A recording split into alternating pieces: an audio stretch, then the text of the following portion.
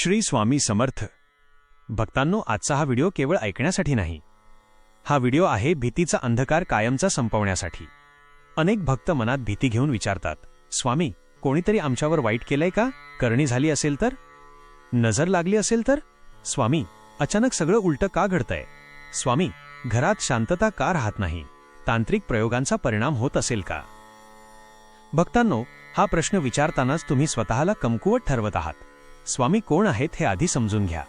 लक्षात ठेवा, ज्या अक्कलकोटच्या राजाने काळालाही आपल्या चरणी झुकवले, ज्याने मृत्यूलाही आदेश दिला, ज्याच्या एका दृष्टिक्षेपात जन्ममरण सामावलेले आहे, त्या स्वामींसमोर एखादी करणी, नजर किंवा तांत्रिक विद्या काय चीज आहे? ब्रह्मांडनायक पाठीशी असताना भक्ताने भीती बाळगणे म्हणजे स्वतःच्याच श्रद्धेवर शंका घेणे होय.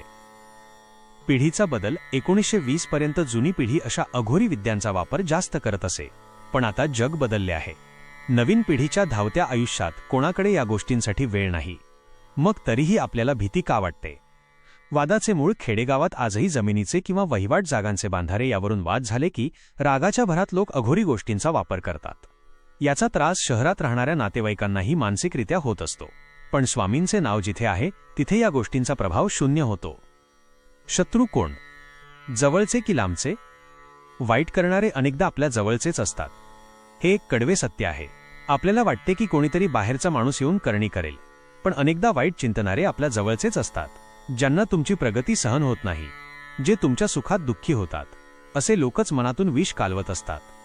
जेव्हा नातेवाईक किंवा जवळचे लोक तुमच्याविरुद्ध कपट करतात, तेव्हा स्वामी तुमचे रक्षण करायला धावून येतात. स्वामी म्हणतात, दुसऱ्याचे वाईट चिंतणाऱ्याचे कधीच चांगले होत नाही, पण माझ्या भक्ताचे कोणीही काहीही वाकडे करू शकत नाही. ब्रह्मांड नायकाचे स्वरूप स्वामी समर्थ हे पूर्ण ब्रह्म आहेत. ज्यांच्या एका दृष्टिक्षेपात पूर्ण सृष्टी सामावलेली आहे, त्यांच्या भक्ताला एखादा छोटासा मंत्र किंवा अघोरी क्रिया स्पर्शही करू शकत नाही. आपण स्वतःला दुबळे समजतो, म्हणूनच ही भीती आपल्याला छळते. अंधार विरुद्ध प्रकाश सूर्य उगवला की जसा अंधार पळतो, तसं स्वामीनाम जिथे चालते तिथे कोणतीही नकारात्मक ऊर्जा उंबरठा ओलांडू शकत नाही. नजर आणि बाधेवर स्वामींचे रामबाण उपाय. तारक मंत्राचे कवच. जेव्हा तुम्हाला अस्वस्थ वाटेल तेव्हा स्वामींचा तारक मंत्र लावा. हे केवळ शब्द नाहीत, ही स्वामींच्या ऊर्जेची कंपनी आहेत, जी तुमच्या घराभोवती सुरक्षा कवच निर्माण करतात. अंगारा आणि तीर्थ. स्वामींच्या मठातील किंवा घरातील फोटोसमोरचा अंगारा हा जगातील सर्वात मोठा संरक्षक आहे. तो कपाळावर लावणे म्हणजे स्वतःला स्वामींच्या चरणी सुरक्षित करणे होय. भीमसेनी कापूर. घरात रोज संध्याकाळी भीमसेनी कापूर जाळा. ज्या घरात स्वामींचे चरित्र वाचले जाते, त्या घराच्या भिंतींनाही स्वामींचे आशीर्वाद असतात.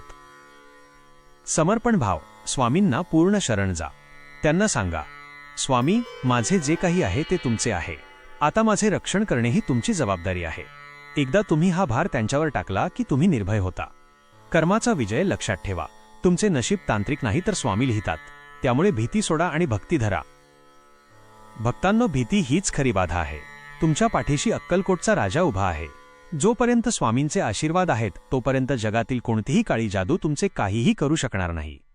जर तुम्हाला या संदेशामुळे आज नवी ताकद मिळाली असेल, तर कमेंटमध्ये श्री स्वामी समर्थ नक्की लिहा. हा व्हिडिओ प्रत्येक स्वामी भक्तापर्यंत पोहोचवा, जेणेकरून कोणाची तरी भीती कायमची नष्ट होईल.